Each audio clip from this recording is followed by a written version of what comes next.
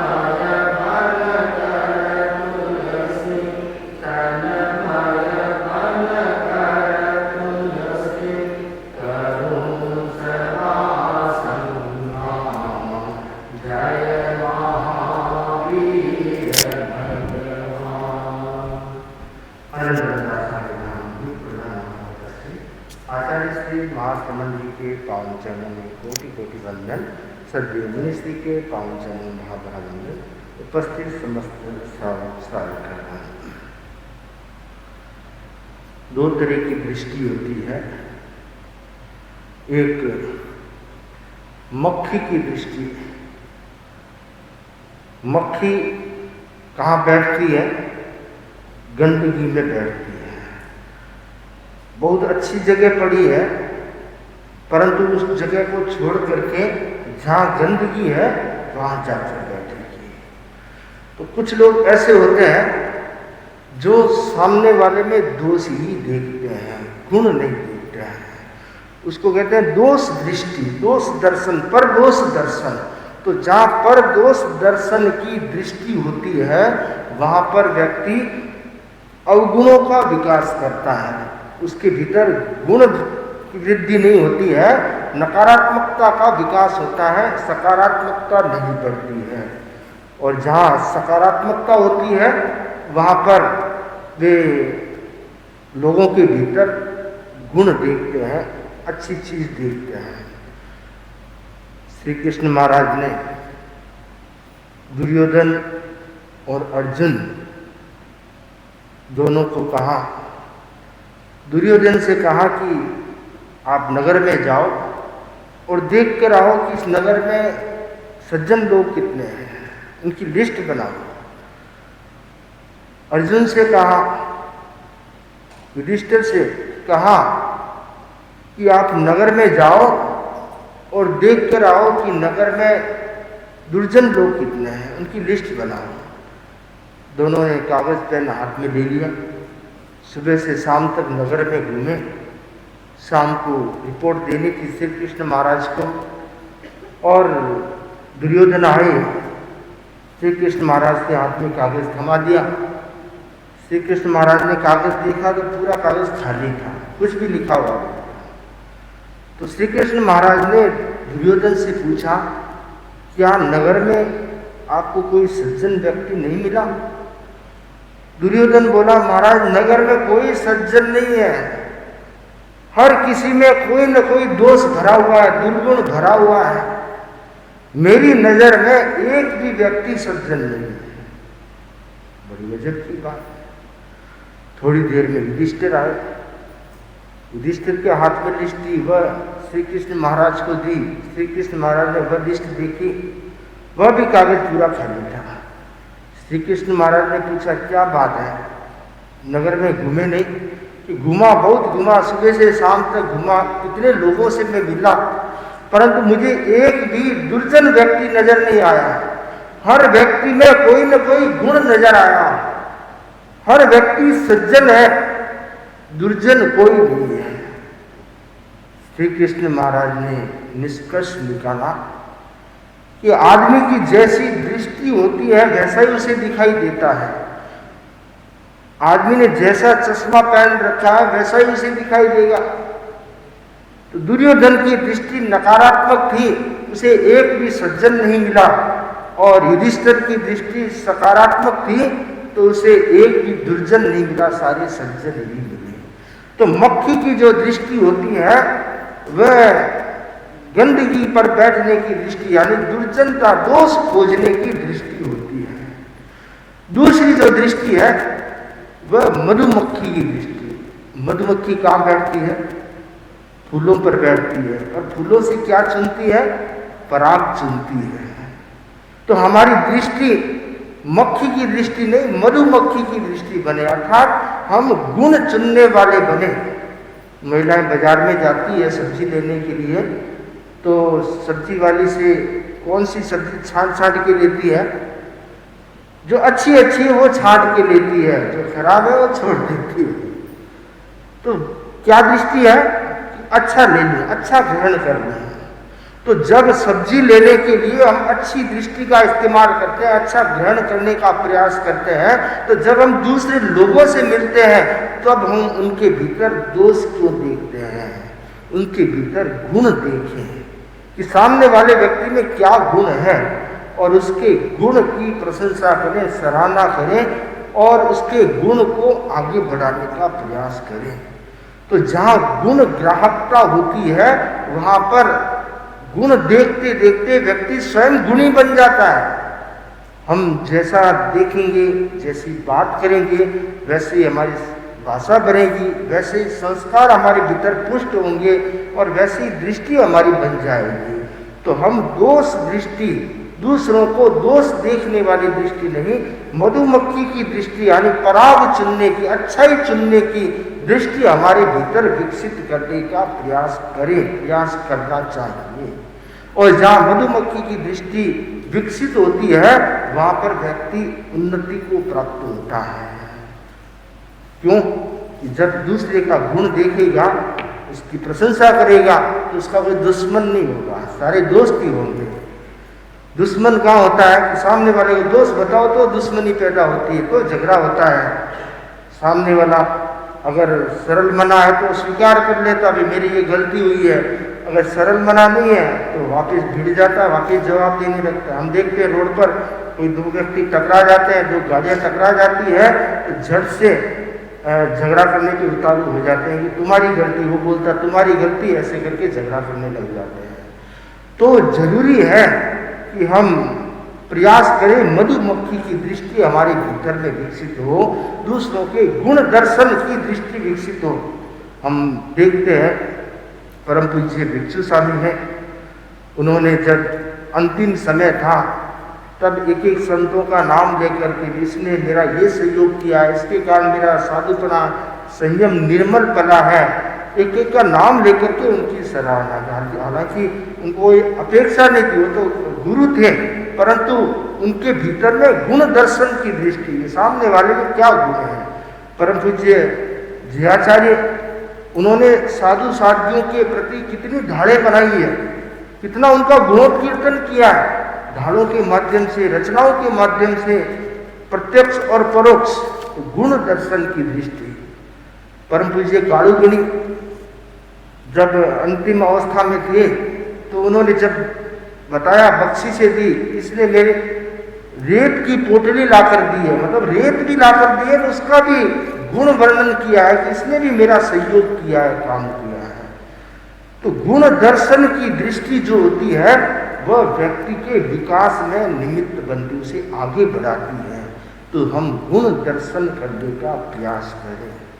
फिर आपका सवाल होगा कि दोष कौन देखेगा?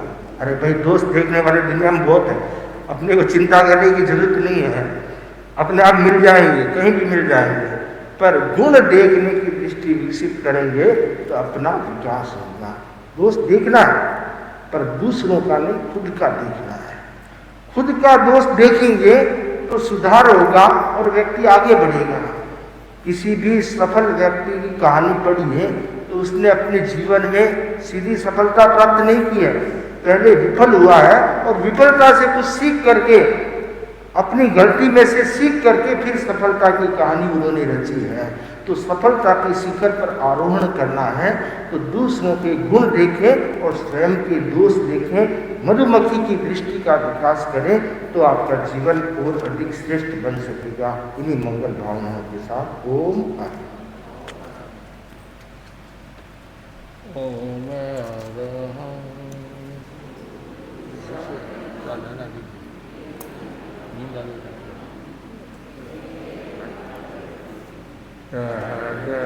हो मन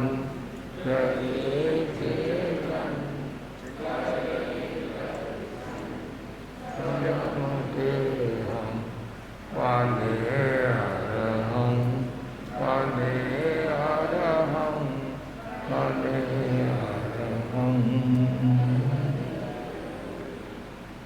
आराध्य के चित्ताना में कोटि वंदन। मुनिवृंद, उपस्थित धर्म प्रेमी भाई और बहनों, संस्कृत के श्लोक में बहुत ही सुंदर बताया गया है, संतोष परमो लाभ है, सत्संग परमागति, विचारे परमं ज्ञानं, समोहि परमं सुखम। इस श्लोक में 4 बातें बताई गई हैं। संतोष परम लाभ है, सत्संगत परम गति है, विचार परम ज्ञान है, उपशम की साधना परम सुख है। दुनिया में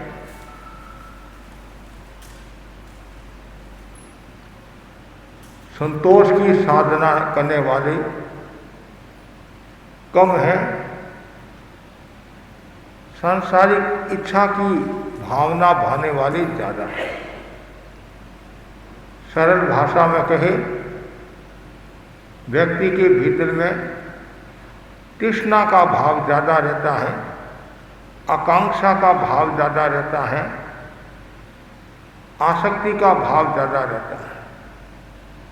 तो भीतर में यदि तृष्णा का भाव है, लोभ का भाव है, वह व्यक्ति परम लाभ को प्राप्त नहीं कर सकता है। वह पग पग पर हानि को प्राप्त होता है, नुकसान को प्राप्त होता है और नाना प्रकार की व्याधियों को, बीमारियों को निमंत्रण देता है। बीमारी का एक बड़ा कारण है तृष्णा, आसक्ति।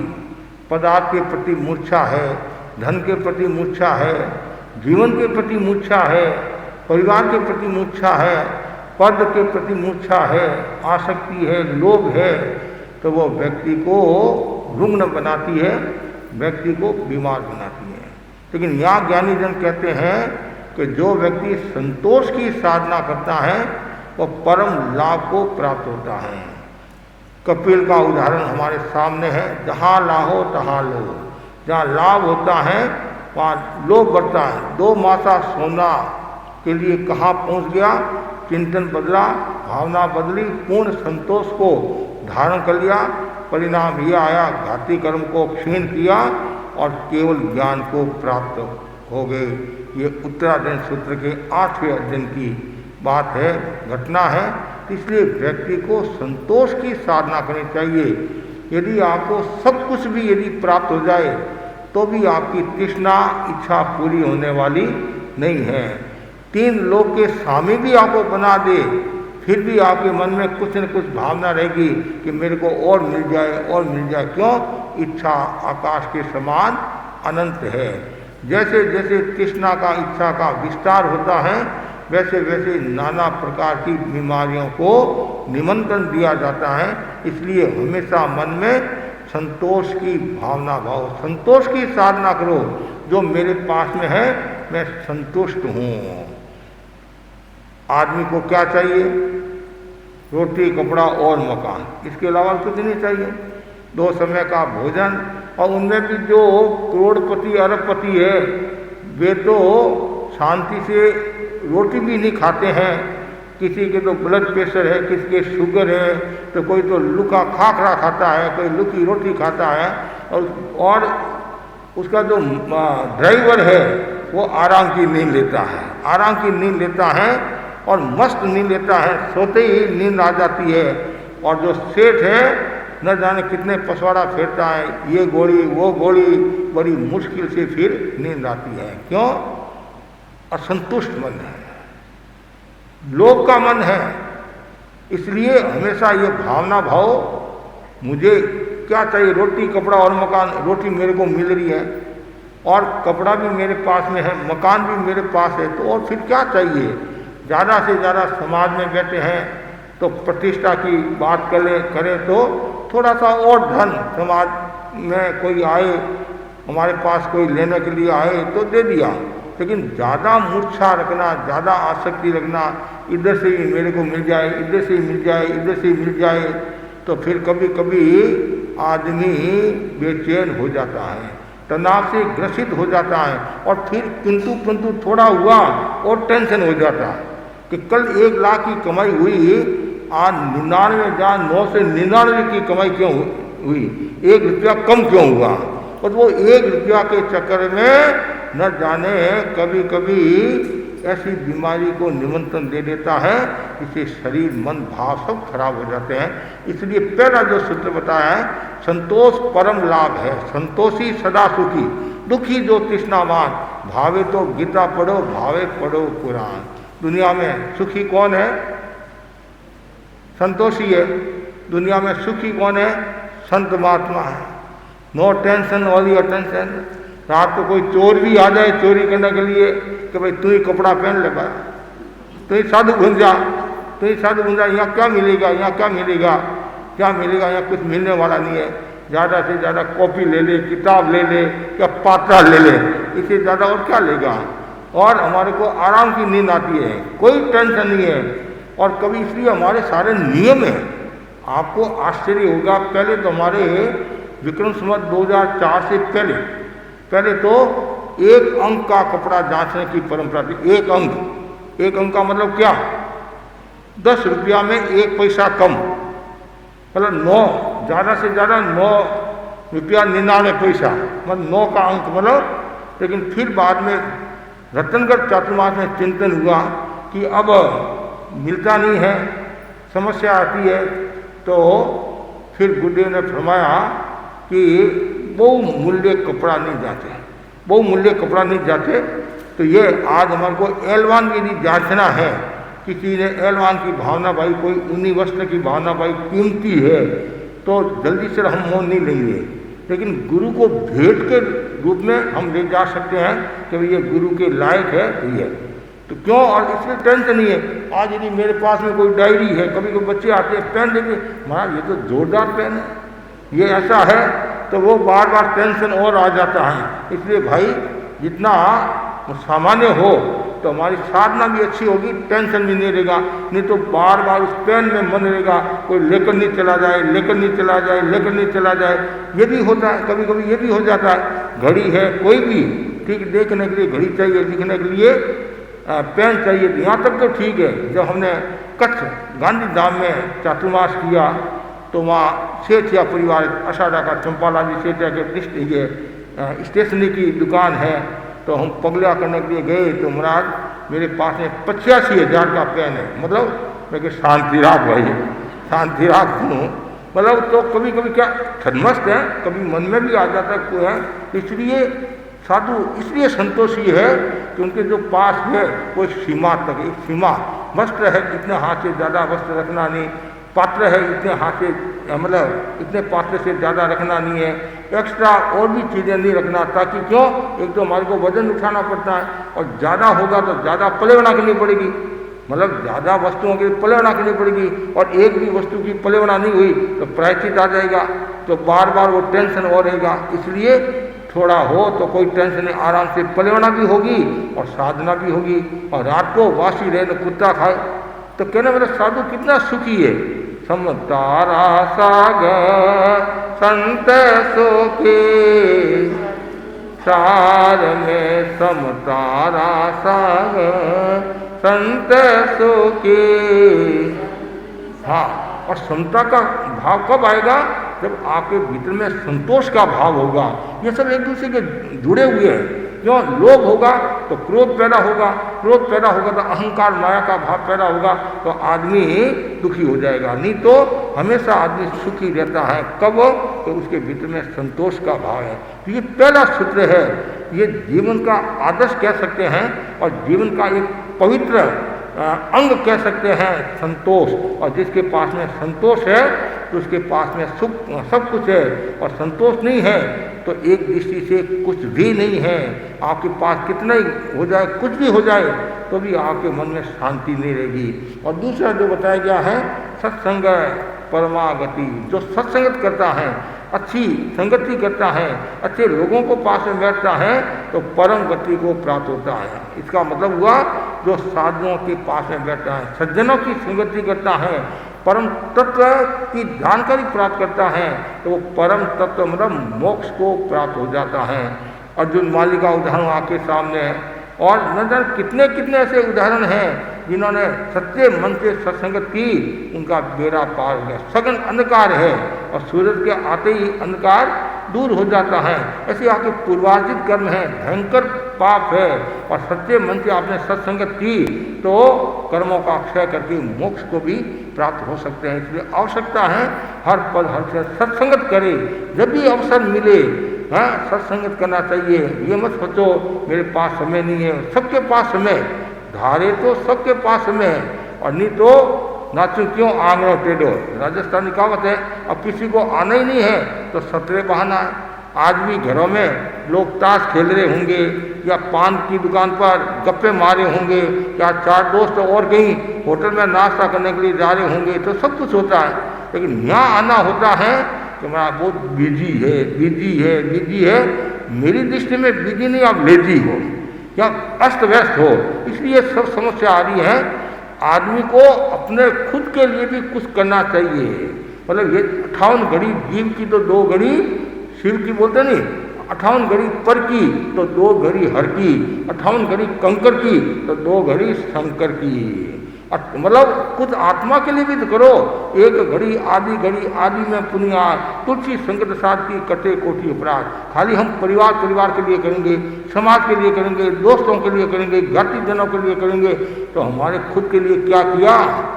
जब गुरुदेव तुलसी के पास में डॉक्टर आया, आँख था, डॉक्टर था, बोला आचार्य जी मैंने 500 रोगियों की आंखों का ऑपरेशन किया, एकदम सफल, एक भी मेरा ऑपरेशन विफल नहीं गया, क्या मेरे को भगवान मिल जाएगा, मेरे को भगवान मिल जाएगा। गुरुदेव तुलसी ने कितना सुंदर उत्तर दिया, डॉक्टर साहब वो तो आपने पर की सेवा की है, पर उपकार किया है, पर उपकार किया है। आत्मा के लिए क्या किया।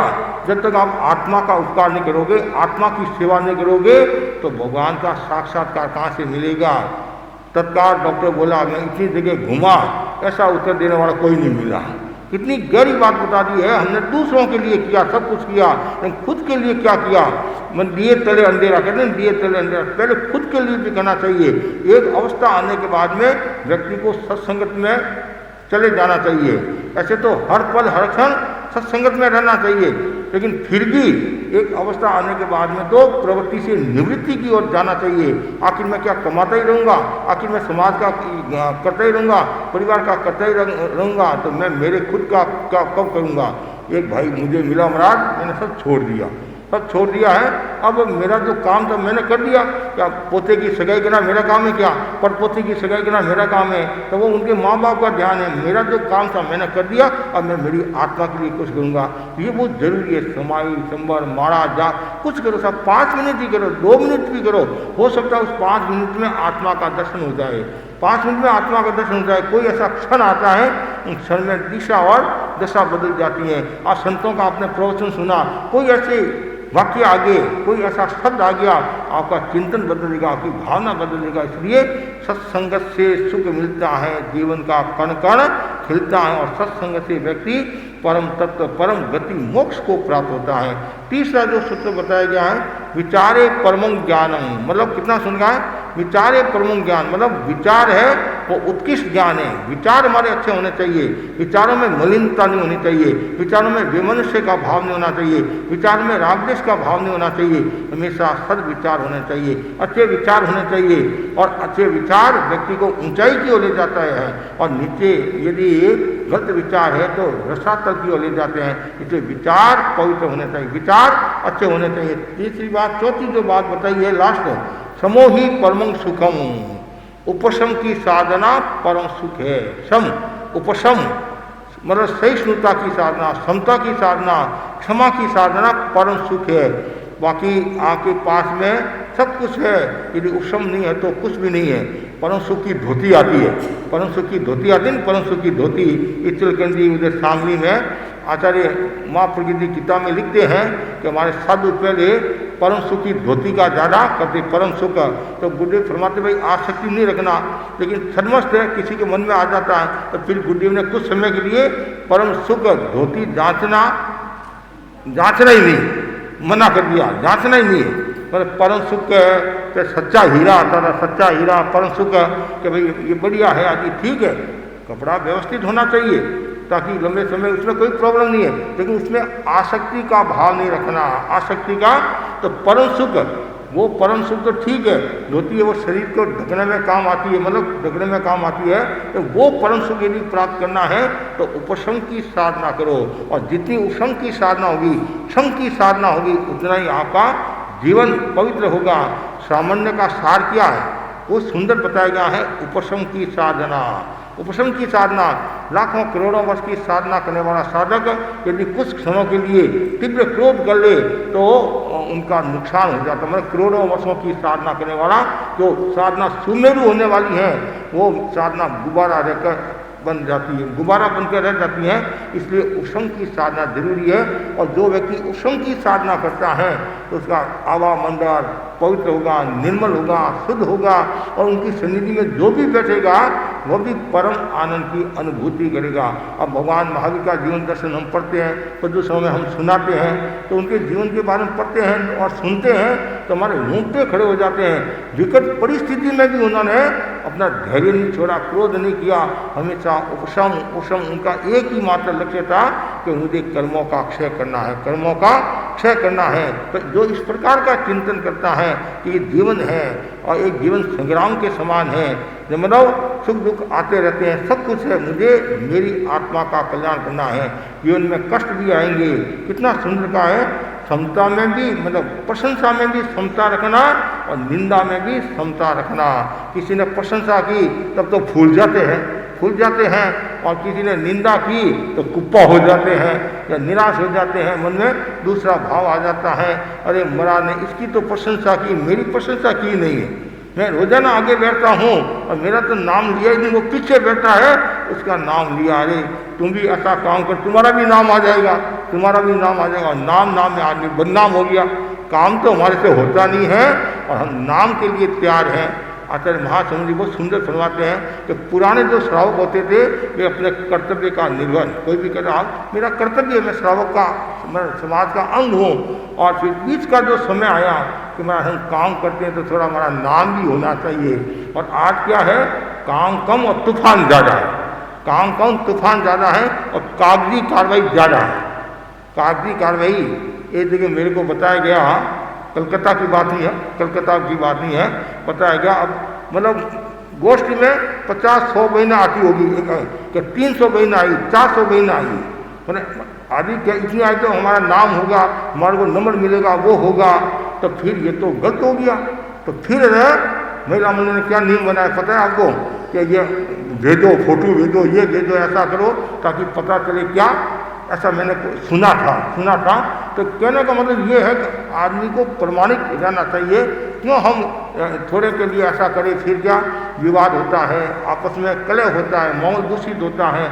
इसलिए हमेशा ये भावना भाव कि मेरा जो उपशम भाव बना रहे, उपशम भाव, जितना उपशम भाव होगा उतना ही जीवन पवित्र होगा। तो कभी भी मन में वैसा भाव नहीं आई, तो फिर जहाँ नाम का भाव होता है तो वहाँ आदमी बदनाम हो जाता है। इसलिए कभी भी क्यों नाम नहीं आया तो आदमी को गुस्सा भी आ जाता है। कभी कभी ऐसा होता है कि महाराज ने मेरा नाम नहीं लिया, मेरा सम्मान नहीं किया, मुझे खड़ा नहीं किया, मुझे बोलने नहीं दिया, और महाराज के आना बंद। नुकसान किसके हुआ? हमारे नुकसान नहीं हुआ, आपकी नुकसान हुआ। संत एक जगह गोत्री के लिए गए, शाम का समय था, गोत्री के लिए गए, तो एक भाई बोला 2 फूल के लो, 2 फूल के। संतों ने कहा मेरी आवश्यकता नहीं, घर छूट गया शायद, इसलिए मैं तुम्हारा भट मिल जाने के लिए आया हूँ, आवश्यकता नहीं है। कि नहीं आपको 2 फूल के लाने पड़ेंगे।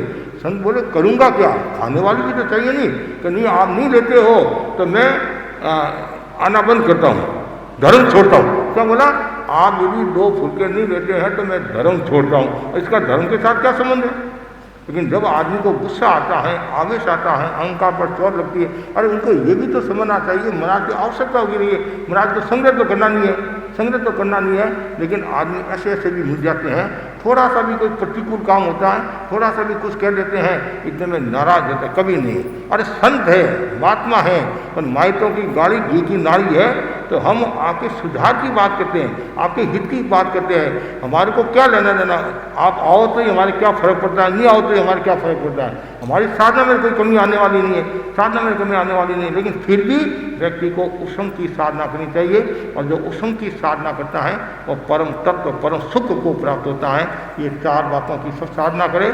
संतोष परम लाभ है, सत्संगत परम गति है, विचार परम ज्ञान है, और उपशम की साधना परम सुख है। इसी आशा के साथ ओम अरहं सुने मंगल पाठ।